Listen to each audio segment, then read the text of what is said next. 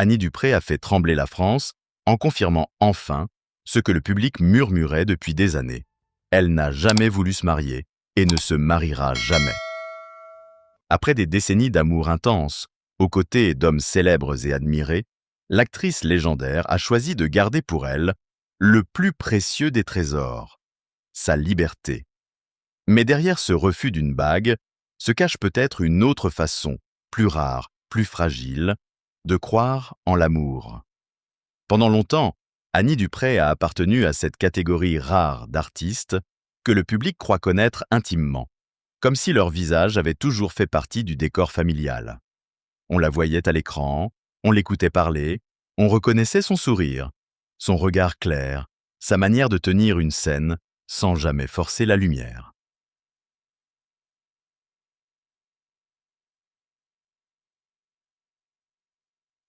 Elle avait cette élégance française presque naturelle, faite de retenue, d'intelligence et d'une sensualité qui ne demandait jamais la permission d'exister. Dans l'imaginaire collectif, Annie Duperret semblait incarner une femme complète, actrice aimée, mère, écrivaine, figure populaire, femme libre mais jamais provocante, indépendante mais jamais froide. Une présence rassurante, comme une voix que l'on retrouve au détour d'un soir d'hiver, quand la télévision réunit encore les générations autour d'une même histoire. Pourtant, derrière cette image si harmonieuse, si nette, si admirable, il y avait déjà une énigme. Pourquoi cette femme, qui avait connu de grandes passions, qui avait partagé sa vie avec des hommes célèbres, qui avait eu des enfants, une maison, une histoire, un nom respecté, n'avait-elle jamais franchi le seuil du mariage? Était-ce un simple refus administratif? Une coquetterie d'artiste? Une blessure ancienne? Ah, ou bien une conviction si profonde qu'aucun amour, aussi grand soit-il, ne pouvait la faire céder. Le public, lui, a longtemps préféré imaginer. Il l'a imaginée secrètement mariée, peut-être dans l'intimité, loin des photographes, loin des annonces officielles. Il l'a imaginée installée dans une forme de bonheur discret, protégée par le silence. Car quand une femme traverse les décennies avec autant de grâce, quand elle reste debout après les ruptures, quand elle continue de sourire sans jamais livrer tout son cœur aux journaux, on finit par lui inventer des réponses. Mais Annie Dupré n'a jamais vraiment appartenu aux réponses simples. Sa vie ressemble davantage à ces films français où rien n'est totalement dit, où les silences comptent autant que les aveux, où l'amour ne se mesure pas à une cérémonie, mais à ce qu'il transforme dans une existence. Avant d'être la femme qui refuse l'alliance, elle a été la femme que tout le monde admirait sans parvenir à la saisir. Elle pouvait sembler proche et rester insaisissable. Elle pouvait parler d'amour et protéger farouchement sa solitude. Elle pouvait apparaître comme une héroïne romanesque et refuser obstinément le rôle de l'épouse traditionnelle. C'est peut-être cela qui a fasciné la France. Cette contradiction apparente, ce mystère tranquille, cette manière de vivre au grand jour, tout en gardant une pièce secrète fermée à double tour. Annie Dupré n'a jamais donné l'impression de fuir l'amour. Au contraire, elle l'a vécu, intensément, profondément, parfois douloureusement. Mais elle a toujours semblé refuser que l'amour devienne une cage, même dorée, même tendre, même applaudie par les autres. Et dans un monde où l'on demande souvent aux femmes de prouver leur bonheur par des signes visibles, une bague, un nom partagé, une promesse signée, elle a choisi une autre preuve, rester fidèle à elle-même. Avant que son refus du mariage ne devienne presque une déclaration de philosophie, la vie sentimentale d'Annie Duperret fut d'abord une traversée de passion, de rencontres et de grande complicité. Dans sa jeunesse, Francis Perrin occupe une place particulière, celle du premier grand amour, celui qui arrive quand le cœur apprend encore à battre au rythme de quelqu'un d'autre. Leur histoire dure 4 ans, 4 années où 2 artistes se découvrent, se cherchent, s'accompagnent dans un monde de théâtre, de cinéma, de projets, d'élan et d'incertitude. Francis Perrin n'est pas seulement un nom dans une chronologie sentimentale. Il représente ce temps des débuts, cette période où l'on croit encore que l'amour peut tout expliquer, tout réparer, tout promettre. Mais la vie, déjà, prépare une autre rencontre. Une rencontre plus vaste, plus profonde, presque fondatrice. Bernard Giraudot. Avec lui, Annie Dupray entre dans l'une des histoires les plus regardées, les plus commentées et les plus aimées du paysage artistique français. Bernard Giraudot, homme de mer, d'aventure, de cinéma, de feu intérieur, devient celui qu'elle appellera l'homme de ma vie. Les mots sont lourds, les mots sont beaux, les mots portent en eux 15 années de partage. De la fin des années 1970 jusqu'en 1991, ils forment un couple que le public admire. Ils ne sont pas mariés, non. Et pourtant, aux yeux de beaucoup, ils incarnent mieux que bien des époux l'idée d'un destin commun. Ils ont 2 enfants, Gaël et Sarah. Ils construisent une famille, une maison invisible faite de souvenirs, de tournages, d'absences, de retours, de regards échangés loin des caméras. On les imagine solides, on les imagine éternels. Car il y a des couples que le public adopte comme des certitudes, comme des repères. Annie et Bernard en faisaient partie. Leur amour semblait avoir ce charme des grandes histoires françaises. Libre, intelligent, passionné, un peu sauvage, mais profondément attaché. Elle, avec sa sensibilité d'écorchée discrète, lui, avec son appétit d'horizon, son besoin de mouvement, son refus de rester enfermé dans une seule définition de lui-même. Ensemble, ils donnaient l'impression d'un équilibre rare. 2 personnalités fortes, 2 artistes, 2 êtres qui se reconnaissaient sans se réduire. Mais peut-on vraiment retenir un homme qui cherche toujours une autre rive? Peut-on construire pour toujours avec quelqu'un dont le cœur regarde déjà vers le large? Lorsque leur séparation survient, le choc est immense. Non pas seulement parce qu'un couple célèbre se défait, mais parce qu'une illusion collective s'effondre. Le public croyait à leur durée. Il croyait que, même sans mariage, ils avaient trouvé une forme de fidélité plus puissante que les papiers. Et soudain, il faut accepter que l'amour, même grand, même sincère, même fécond, ne suffit pas toujours à empêcher 2 routes de s'éloigner. Bernard veut suivre d'autres directions, chercher autre chose, peut-être se chercher lui-même. Annie reste avec ce que la rupture laisse derrière elle. La dignité, les enfants, les souvenirs, et ce silence particulier des femmes qui ont beaucoup aimé sans vouloir se plaindre. Elle ne transformera pas cette histoire en rancœur. Elle ne la réduira pas à une blessure.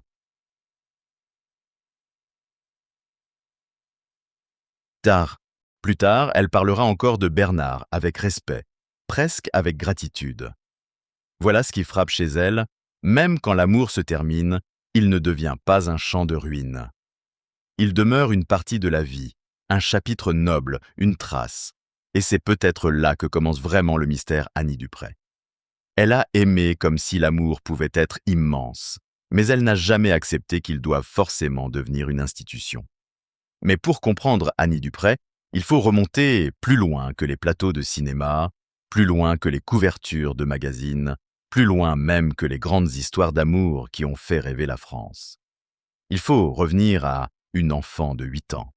Une petite fille qui, un jour, voit son monde se briser sans prévenir. À cet âge où l'on devrait encore croire que les parents sont éternels, Annie perd son père et sa mère dans un accident terrible. Tous 2 meurent asphyxiés au gaz dans leur salle de bain. Il y a des drames que le temps n'efface pas. Il les recouvre parfois. Il les rend plus silencieux, plus supportables. Mais il ne les retire jamais vraiment du corps. Cette perte, brutale, incompréhensible, devient une ombre fondatrice dans la vie d'Annie Dupray. Comment grandir quand l'amour le plus ancien disparaît d'un seul coup? Comment faire confiance à la durée quand la première famille s'est éteinte en une journée? Comment croire aux promesses de toujours quand le destin a montré sitôt qu'il pouvait tout reprendre sans demander la permission? Pendant longtemps, Annie ne peut presque pas parler de cette enfance fracassée. Le souvenir est trop lourd, trop violent, trop intime. Il ne s'agit pas seulement de raconter une tragédie, il s'agit de rouvrir une porte derrière laquelle une petite fille attend encore, seule, dans le silence. Alors elle avance, elle travaille, elle joue, elle construit une carrière, une présence, une beauté, une force. Elle devient cette femme que l'on admire, sans toujours deviner que son indépendance n'est peut-être pas seulement un choix de caractère, mais aussi une manière de survivre. Car la liberté, chez Annie Dupray, n'a rien d'un caprice. Elle ressemble à une maison intérieure bâtie pierre après pierre, après l'effondrement de la première maison. Elle aime, oui. Elle s'attache, oui. Elle donne, elle partage, elle fonde une famille. Mais quelque chose en elle semble refuser l'idée de dépendre totalement d'un autre être, comme si l'enfant endeuillé avait appris trop tôt que tout ce qui est indispensable peut disparaître. Cette blessure ne l'a pas rendue dure. C'est peut-être le plus bouleversant. Elle aurait pu devenir amère, méfiante, fermée. Elle est devenue sensible, créatrice, attentive aux nuances de la vie.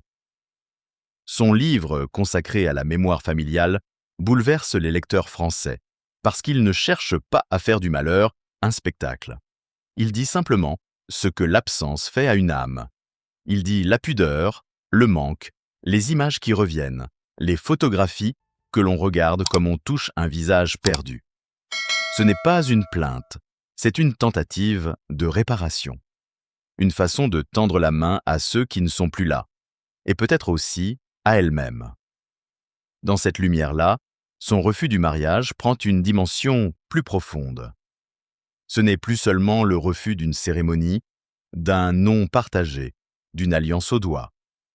C'est le refus d'une illusion trop fragile, celle qui prétend que les liens deviennent plus solides parce qu'on les enferme dans une forme. Là, Annie Dupray sait que l'amour existe. Elle en a connu la chaleur, la grandeur, la puissance. Mais elle sait aussi que rien ne garantit la permanence. Alors, elle préfère l'amour vivant à l'amour déclaré pour toujours. Elle préfère le lien choisi chaque jour au serment que l'on croit définitif. Derrière la femme libre, il y a donc une enfant blessée. Derrière le sourire, il y a une mémoire. Et derrière cette phrase qui a surpris la France, « Je ne me marierai jamais », il y a peut-être toute une vie passée à protéger ce qui restait intact en elle. Quand Annie Dupray et Bernard Giraudot se séparent, ce n'est pas seulement une histoire privée qui se termine, c'est presque une image nationale qui se fissure. Pendant 15 ans, ils avaient incarné aux yeux du public une forme d'amour rare. Un amour sans mariage, mais avec des enfants. Un amour sans alliance, mais avec une intensité que beaucoup prenaient pour une promesse. On les croyait indestructibles parce qu'on aime croire que les couples que l'on admire résistent mieux que les autres. On les regardait comme un repère, comme une preuve que deux artistes, deux tempéraments forts, deux vies traversées par les tournages, les voyages et les silences, pouvaient malgré tout rester du même côté du monde. Puis vient la séparation. Bernard veut suivre d'autres chemins, chercher ses propres horizons, peut-être respirer ailleurs, autrement. Et Annie se retrouve face à cette vérité simple et cruelle. Même l'homme de sa vie peut partir. Même une grande histoire peut s'achever. Même l'amour le plus reconnu, le plus respecté, le plus admiré peut devenir un souvenir. Pour une femme déjà marquée par la perte, cette rupture a quelque chose d'un écho ancien. Elle ne ressemble pas à la mort des parents, bien sûr. Mais elle réveille peut-être cette peur primitive, celle de voir disparaître ce qui faisait tenir le monde. Pourtant, Annie Dupray ne s'effondre pas devant les caméras. Elle ne transforme pas sa douleur en spectacle. Elle reste droite, pudique, digne. Et cette dignité, dans une époque où l'on attend souvent des femmes qu'elles expliquent leurs blessures, qu'elles justifient leur choix, qu'elles rassurent le public sur leur chagrin, devient presque une forme de résistance. Mais la liberté a toujours un prix, surtout lorsqu'elle est portée par une femme. On pardonne plus facilement aux hommes d'avoir besoin d'air, de repartir, de recommencer. Aux femmes, on demande souvent de tenir, de garder, de construire, de réparer. Annie, elle, ne se conforme pas tout à fait.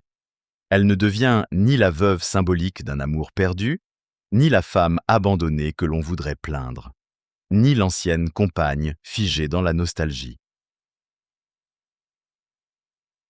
Lia, elle continue, elle avance, elle crée, elle élève ses enfants, Gaël et Sarah, elle protège ce qui doit l'être.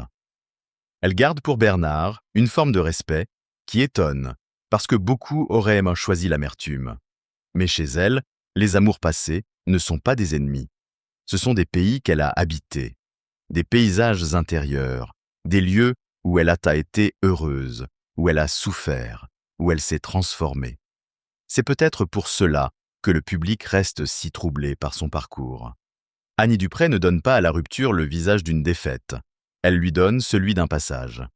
Douloureux, oui, injuste parfois, mais pas honteux.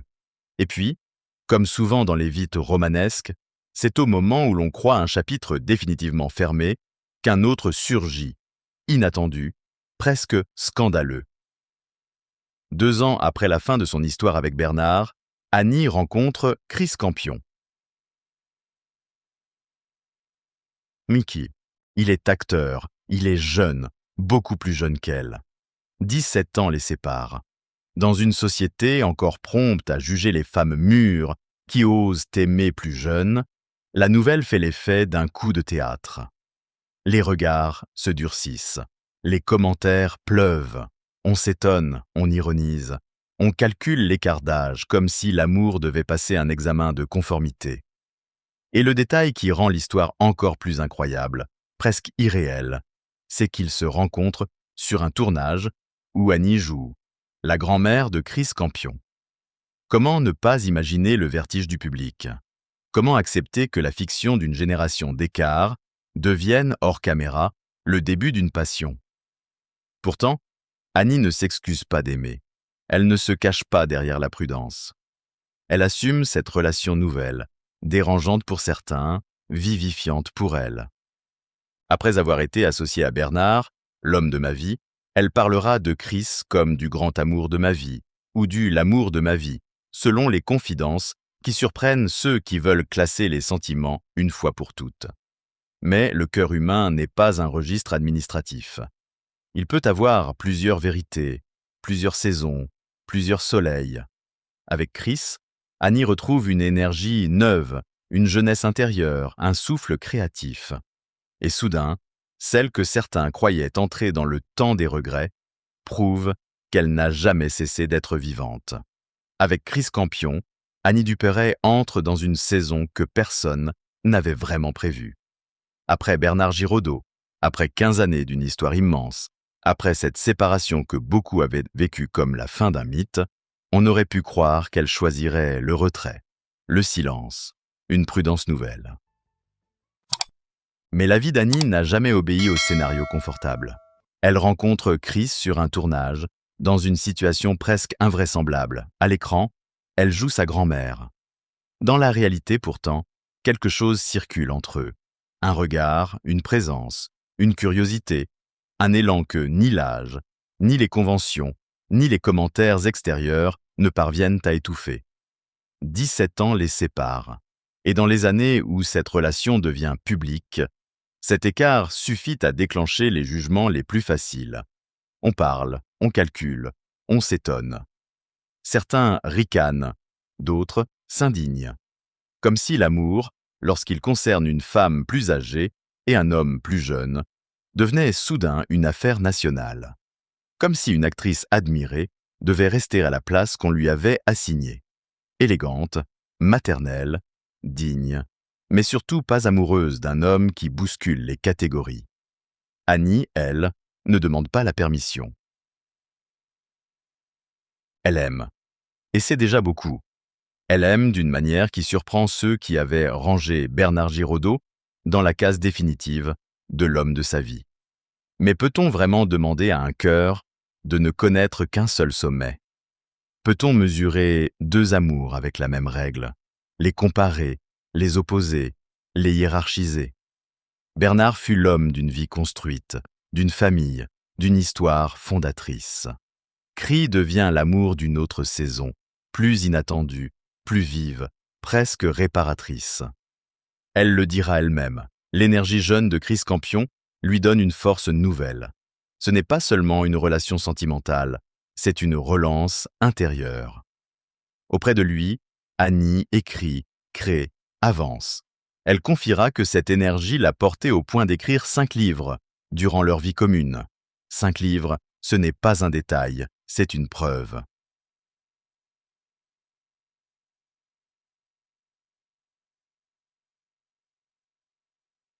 Preuve que certaines rencontres ne se contentent pas de faire battre le cœur. Elles réveillent aussi la pensée, la mémoire, le désir de dire, le besoin de transmettre. Chris lui apporte peut-être ce que la société ne voyait pas, un souffle, une façon de la regarder non comme une femme déjà racontée, déjà classée, déjà résumée par ses rôles ou ses amours passés, mais comme une femme encore en mouvement. Et c'est là que l'histoire devient belle, profondément belle. Car l'amour, dans la vie d'Annie Dupray, n'est jamais seulement une possession. Il est transformation. Il arrive, il ouvre une fenêtre, il change la lumière d'une pièce, puis parfois il s'en va. Après plus d'une décennie, la relation avec Chris Campion s'achève à son tour. Encore une séparation. Encore une page qui se tourne. Encore cette impression que le bonheur, chez elle, refuse de se figer. Mais là encore, Annie ne semble pas transformer l'échec amoureux en condamnation de l'amour lui-même. Elle ne dit pas « j'ai eu tort d'aimer ». Elle ne dit pas « tout cela ne valait rien ». Elle continue de porter ses histoires comme on porte des traces lumineuses, même lorsqu'elles ont brûlé. Ce qui frappe, c'est cette absence de rancœur, cette manière de ne jamais salir ce qui fut important. Beaucoup de vies sentimentales deviennent, avec le temps, des tribunaux. Chez Annie, elle ressemble davantage à une bibliothèque. Certains livres sont fermés, certains font encore mal quand on les ouvre, mais aucun n'est jeté au feu. Et c'est peut-être pour cela qu'elle fascine autant. Elle n'a jamais promis le mariage. Elle n'a jamais joué la comédie de la stabilité parfaite. Mais elle a prouvé, par ses choix mêmes, que l'amour pouvait être réel, sans être éternel, puissant sans être officiel, fécond sans être enfermé dans une forme unique. Chris Campion n'a pas effacé Bernard Giraudot. Bernard n'a pas empêché Chris d'exister. Dans la vie d'Annie Dupray, les amours ne se remplacent pas comme des rôles. Ils s'ajoutent, ils résonnent, ils racontent chacun une vérité différente. Et au milieu de ces vérités, une femme reste debout, libre, sensible, difficile à saisir, mais toujours capable de recommencer.